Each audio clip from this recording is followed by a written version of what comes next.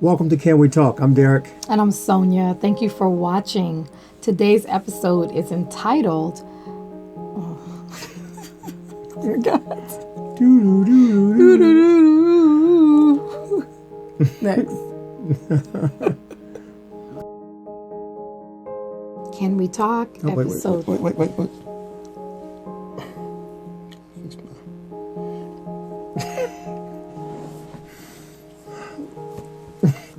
You gotta look at the camera when I say welcome to Can We Talk. One more time, then look at the camera. No. How's your dyslexia? Dyslexia know how to do the military time. It's just programmed that way. What kind of question is that? I don't know. It's impressive. Welcome to Can We Talk? I'm Derek. I was doing this. Okay. Well, that's where you have to do the thing. You got Why do you say that? Do the thing. Call a thing a thing. Call a thing a thing. Call a thing a thing. Marriages get this thing together, man. Call it a thing. Call it a thing. If you don't have Stop patience, then it's going to be a long marriage. Can We Talk? Episode 7, take 5.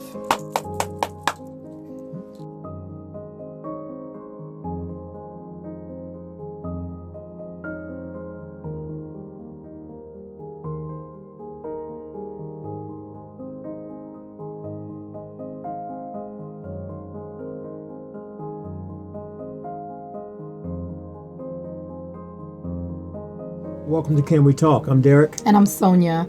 Thank you for watching. Today's episode is called It Is Not Good for Man to Be Alone. So can we talk? So why did God say that? And it's significant for me because I think about, he's talking to me right now because I see God saying that when Adam was by himself, and I see him looking into 2018 and saying, Derek, it is not good for you to be alone because you're going to mess up. You're going to do something that's going to create an atmosphere where you're going to be by yourself, and you should not be by yourself. You need some help, and that's why he gave us a helpmate. And so as we learn how God created the heavens and the earth, we saw that in Genesis 1, he said everything was good. The sea and the animals and the creatures on the ground and the beast, the fowls. And he said everything was good. But then when it came to man, he saw man and man named all the animals.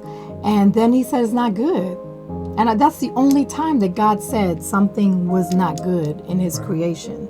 And I think that that's profound because when we got married, we did not really apply the fact that Derek should not be alone to our marriage. And I didn't think about I should not be alone because I always was alone. I was good at being alone. I did my best stuff when I was alone.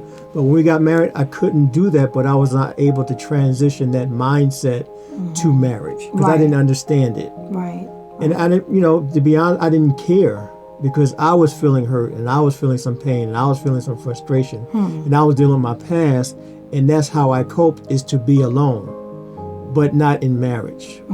It's not something that God wants us to do, is to be alone. That's why he said it. And even though there's a passage in Matthew 19 where where Jesus identifies the categories of people that may not get married because some are heaven-minded and their ministry is going to be effective with them being single.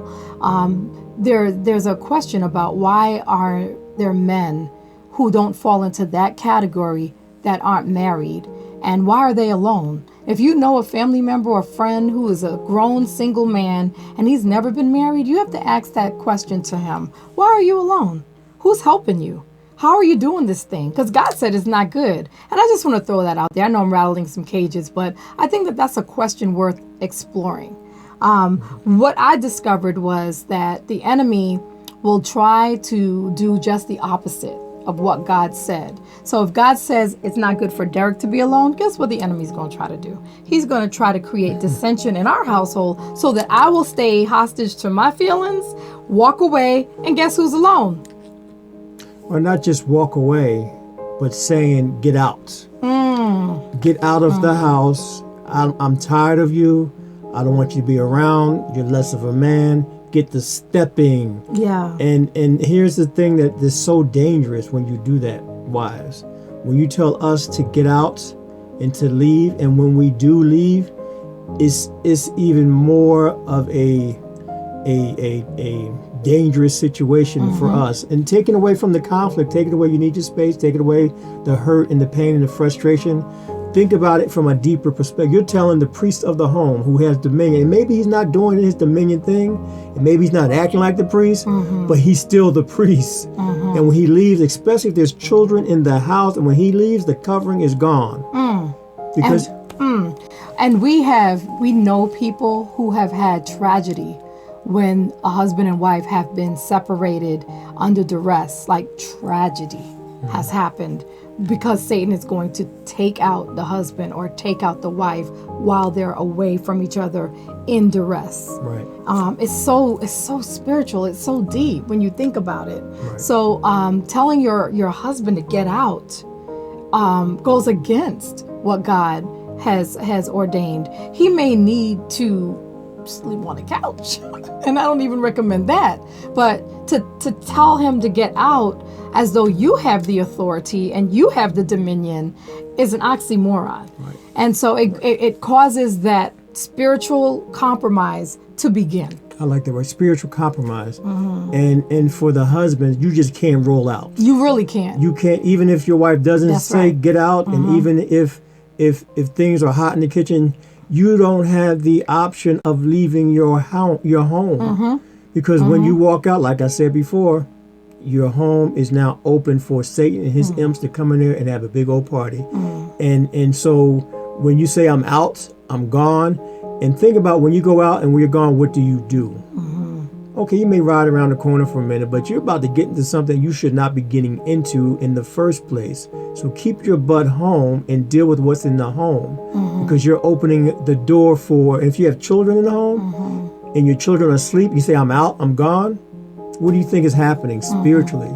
And we're not talking about, wanting your space and needing your time to yourself Or going to work. Or going to work, or, we had a little argument and, I just need to watch TV and go in the man cave, or the wife has to go shopping or whatever. We're not talking about that alone. We're talking about an emotional And alone. spiritual separation, an emotional and a spiritual separation. And, it also goes back to when wives believe that they can keep that silence going, that silent treatment for so long, because the enemy Right. wants us to stay hostage to our emotions. So while we're staying hostage to our emotions, we withdraw our essence.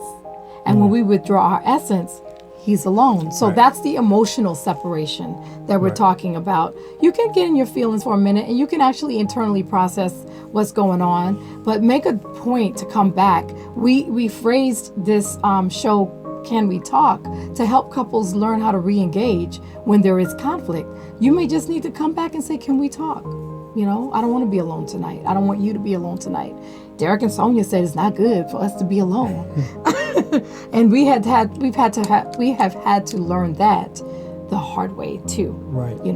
I I remember in our first 3 years of marriage, and I got so upset, and we were having a heated argument, and I broke Sonia's CD, Diane Reeves CD in her face. I just crushed it in her face, and because she was pissing me off, and I left the house and I went to the bar and got my drink and sat there. One, I'm drinking. Two, I left my home and my dominion. I think Sian must have been a baby.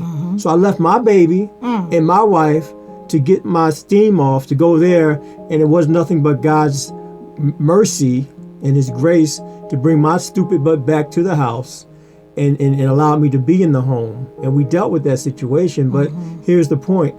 We don't have the option, because grace and mercy will go but so far. Yeah. Because we've seen it. We've seen couples when that has happened. So can you tell we're passionate about that? Passionate about this one. This one is Because real. we have seen tragedy hit hard. Yeah. Because the enemy is seeking to destroy and kill. He's not playing. He's not playing. And here's the other part. You think that you should get a divorce. You think that you should separate because you're too undisciplined to make some changes. Really, at the end of the day, talk to most divorced people. Some people, the divorce was warranted, understood. But talk to most divorced people. They will say, if I could do it over, I would have tried harder. But they get so toxic. They get to that point where they don't want to, they want to save face and they want to protect themselves. And kids are involved. And the kids have to go through a divorce too. And they're dying a slow death, watching their parents, separate. Again, the enemy trying to seek and destroy. Right. So even if you're right now, divorce and separation's on the table, you haven't talked to a counselor, you haven't seen a mediator, you haven't had anyone come pray for you, and you're talking divorce, bad move. Right. Bad move, because this is a legacy-based decision. Your legacy will be impacted by this. People that come on our couch are adults whose parents did not fight for their marriage. Right, and we're seeing the children. That's how long we've been doing this. Mm-hmm. We are now seeing the children as a result of that relationship, and they're now adults, and they're sitting on our couch. Isn't that something? And so, it's, husbands, it's a spiritual thing, and you have to understand. I'm passionate about the husbands understanding that this is spiritual, and when you walk into that next realm, then the covering is gone. Right, right. So we can't say enough about this, but we hope that you get the picture. Wives, get your emotions in check so that you don't leave your husbands. Don't tell them to get out. Husbands, don't leave if they do. We have a husband, he's like, I'm not going anywhere. I said, I know that's right. That's right. I'm not going nowhere. You go. You can go. You did say and he did not leave. God bless him. And because of that, their marriage, they're working now on their marriage because he refused to go. Absolutely. Don't go. Walk in your dominion, men. Walk in your dominion. And women, don't emasculate your husband that way ever again if you know that's you. Find another coping mechanism other than telling him to get out, because truly it is not good for man to be alone. So now that you know what you're going to do with it. What you're going to do with it. That's all the time we have. Yes, thank you for watching. Thank you for sending in your questions. Today's episode was a combination of a few questions that came in about the role of the husband and the wife. We thought this was a good place to start. We'll come back with other topics related. So we love the comments. We love the feedback. We really enjoy watching them. Keep them coming. But until next time, take good care of yourselves. Take good care. Talk to you soon. Bye-bye. Bye.